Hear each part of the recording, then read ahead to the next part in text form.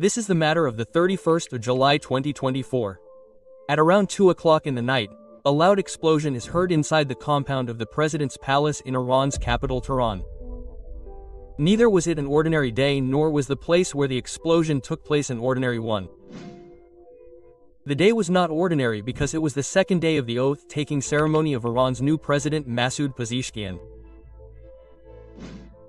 Various royal palaces can be seen in this green compound. On its side is this 5-story building, where Iran's state guests come and stay. And this explosion took place on the 3rd floor of this building. On this day, no ordinary person was present in this guest house but Palestine's former prime minister and Hamas leader Ismail Haniyeh.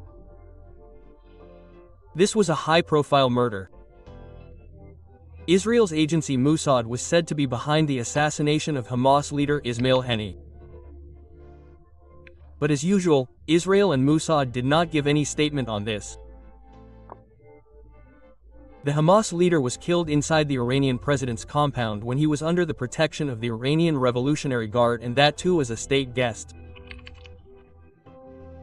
Viewers, if Israel really did this, then a few questions arise here. How was this operation carried out about 2,000 kilometers away from Israel? Why was Ismail Haniyeh killed in such a different way? He had come to Iran only as a guest. However, he mostly lived in Egypt, Qatar or Turkey. Then why was he targeted in Iran only? If we look at some of the targeted operations of the Israeli agency Mossad, one thing is very common in them: fear. Yes, whether it is the death sentence of Adolf Eichmann, bombing of nuclear reactors in Syria, killing of Iran's nuclear scientists, or the simultaneous explosion of 3,000 pager devices of Hezbollah in Lebanon. The purpose of all these attacks is to send a message to Israel's enemies that no matter where they are, they cannot escape Mossad. Ismail Haniyeh, who was on Israel's hit list, was living in Qatar for about 10 years. Not only this, but other Hamas leaders also live freely in Qatar. The interesting thing is that Israel's allied American army is also present in Qatar. Hamas people do not hide there. Even the headquarters of Hamas is present in Qatar. Ismail Haniyeh also spent many years in Qatar, but there was not a single attack on him. But why? It would have been easier if he had been targeted in Qatar instead of the enemy country Iran. But we are only thinking this while the reality is exactly the opposite. To know the reason for this, we will have to go back 14 years. When a very big blunder was committed by the Israeli intelligence agency Mossad. A blunder that caused considerable damage to the reputation of Mossad. In 2010, Mossad had planned an operation to eliminate Hamas logistics officer Mahmoud Abdul Rauf Alambu. In Mossad's view, Mahmoud's duty was to buy weapons from Iran and deliver them to the Gaza Strip. And he also believed that Mahmoud had killed 2 Israeli soldiers in the past. Anyway, this operation was named Plasma Screen and it was to be carried out in Dubai. 20 agents of Mossad took part in this operation, who had to change base and reach Dubai. The problem was that at that time there were 24 countries that did not accept Israeli passports. Dubai was also included in these. Therefore, these 20 agents had to reach Dubai on a foreign passport. But from where were these foreign passports arranged? There was a system in place in Israel for this.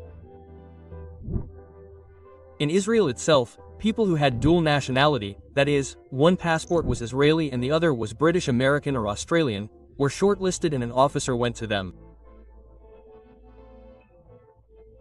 They were asked whether they wanted to travel on their second passport or not. And if someone said no, they were asked whether they could give their passport details to be used for the safety of the country, i.e. Israel. And people often did not refuse. For Operation Plasma Screen, Mossad needed 20 foreign passport details. That means the name on these passports would be of someone else and the picture would be of the Mossad agent. Traveling more than once on these fake passports can also be very risky. Therefore, it was very important for them to go to Dubai in the first time itself and eliminate the logistics officer of Hamas. But this could not happen. In the first visit, they followed Mahmoud in Dubai itself and kept a close watch on his movements. But before the agents could do anything, Mahmoud left Dubai. In the second visit, the agents had to come to Dubai on the same passports, and while chasing Mahmoud, they succeeded in throwing poison in his coffee. But Mahmoud could not die. His health deteriorated and he went back to his home in Syria. After 2-3 months, Mahmoud came back to Dubai and Mossad agents also reached Dubai. They were using the same fake passports on which traveling more than once was risky for them.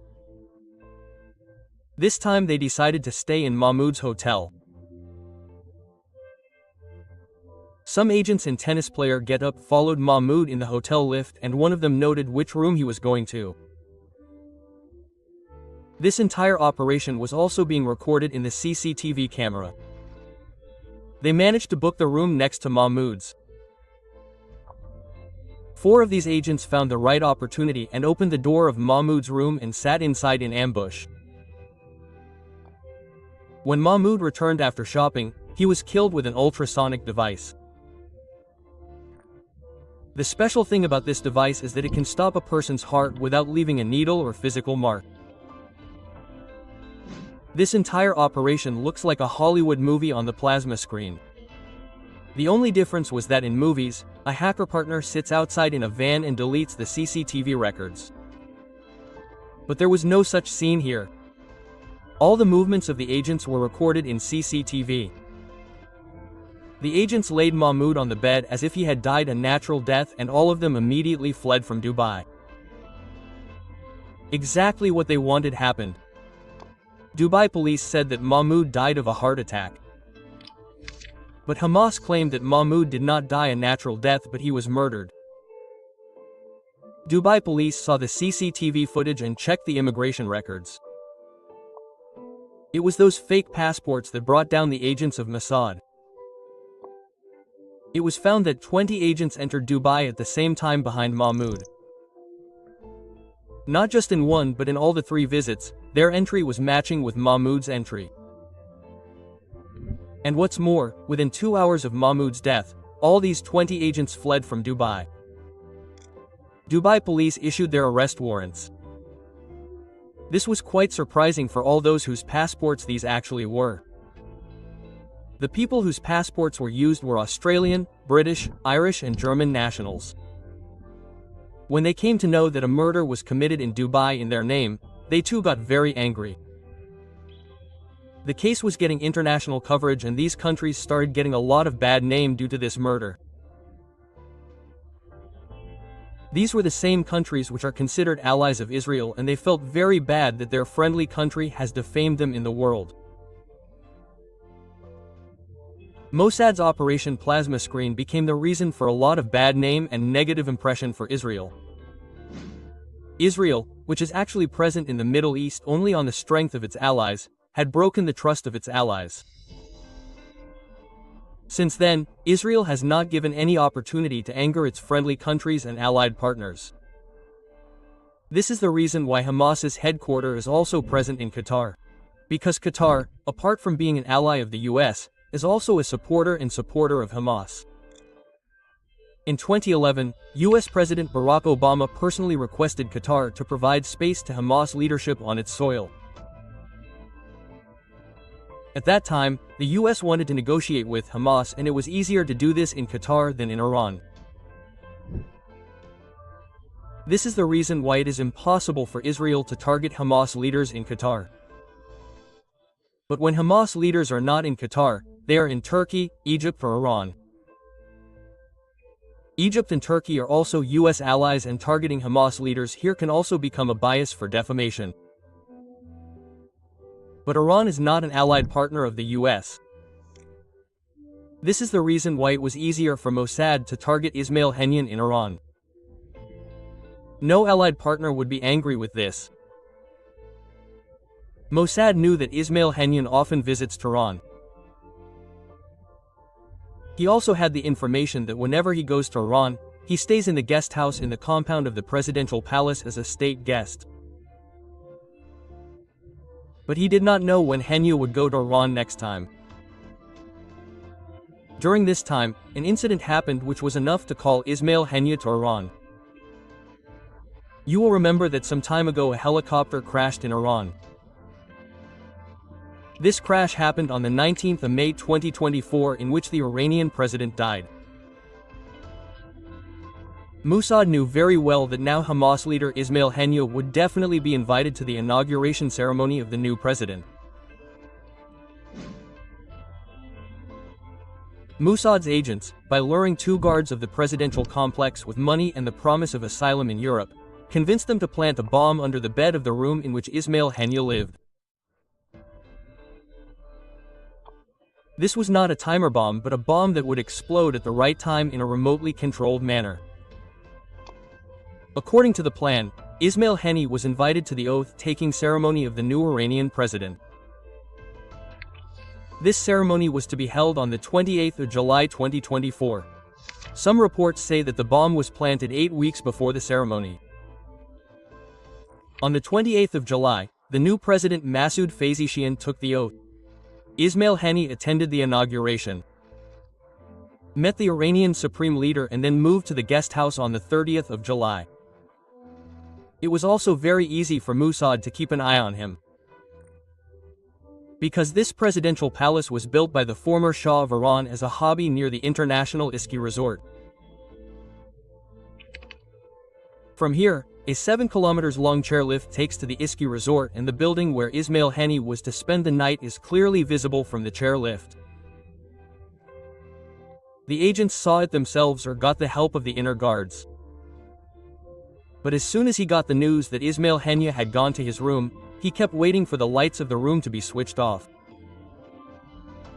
It was 1:40 at night. As soon as the lights of the room were switched off, he pressed the button and exploded the bomb placed under the bed. The purpose of Israel's such attacks is to instill fear and terror in the hearts of its opponents, so that they feel that no matter how secure the environment is, they can be targeted anywhere and at any time. Hope you all will like and share this video of ZMTV. Thank you very much for your loving comments. See you in the next amazing video.